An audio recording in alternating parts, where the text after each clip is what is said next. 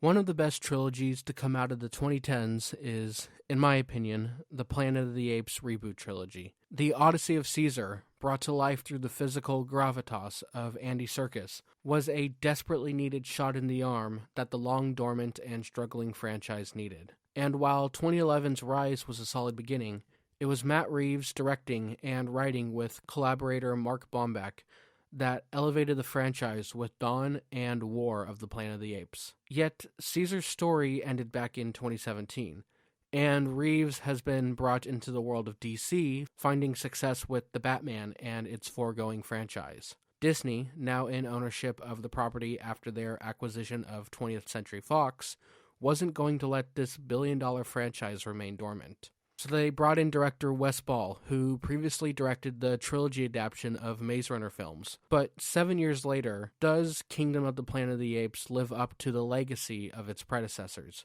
Or should Disney have let sleeping apes lie? Let's get into it.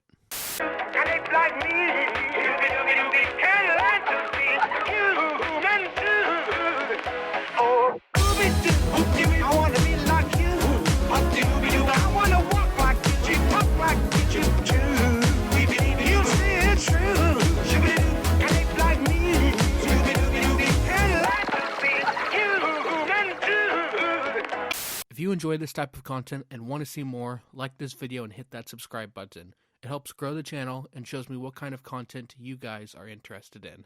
Now back to the video. Making this fourth Planet of the Apes movie was never going to be easy, and Wes and his team do deserve a lot of credit for giving it an inspiring shot. The opening of the film shows the funeral of Caesar and sets the tone for the legacy he is leaving behind. A legacy as a biblical-like figure that becomes a myth to the apes generations later. The film has a lot of interesting ideas that it dives into, things such as weaponizing the past and faith, and the loss of culture through appropriation and the mergings of society. The film's antagonist, Proximus, is an ape that is obsessed with Roman history, glorifying the past, weaponizing Caesar's legacy, and building a kingdom that brings apes together at the expense of their own individual clans and cultures. In theory, he is an extremely interesting antagonist, but unlike Koba in Dawn of the Planet of the Apes, or the Colonel in War of the Planet of the Apes, Proximus just isn't given enough screen time or relevance to leave his mark in the story, not appearing until around the second half of this 2.5-hour movie.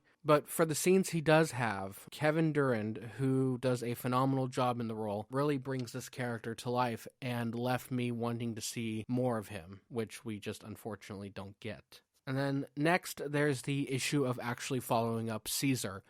How do you follow up the literal monkey Jesus?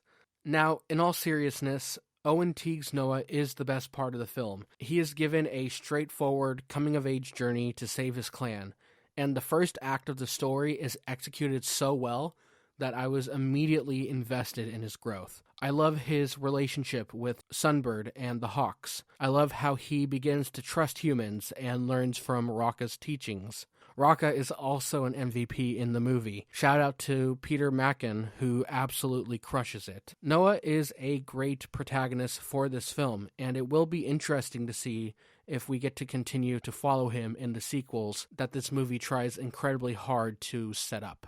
Outside of the trio of apes with Noah, Rocca, and Proximus though, the rest of the film, for me at least, fell a bit flat for its characters. The other apes just aren't really in the movie enough. Noah's friends start out with promise through the opening act, but they are quickly removed from the film, and you never really get to know them or see them develop. I don't think I could tell you a single characteristic of Suna outside of her being a love interest for the main character. And then, of course, that could change with future films. Caesar's supporting cast had mostly 2 films to develop, but if this truly is the last time we're going to get to see Anaya, then I will mourn their uneventful memory they had in the story. Outside of the apes, there is one human-sized elephant in the room, and that's the human characters.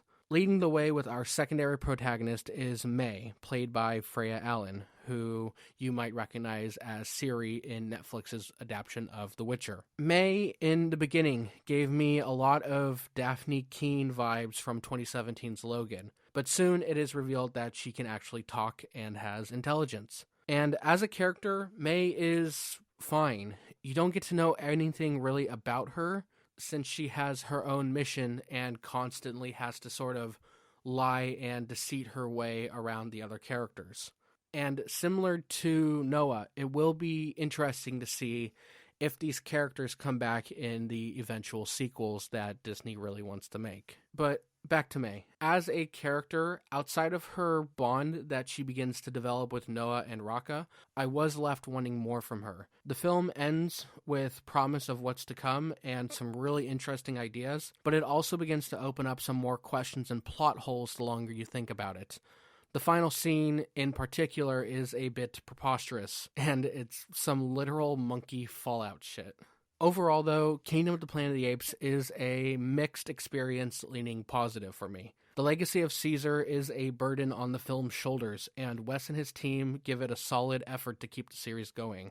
I doubt he'll be returning for the sequels, though, since he is set up to direct the live-action Legend of Zelda movie for Sony. But similar to 2011's Rise, the film does at least set up the next trilogy in a similar fashion, and we are just going to have to wait and see if the franchise can find a new voice that will eventually carry it into the next generation.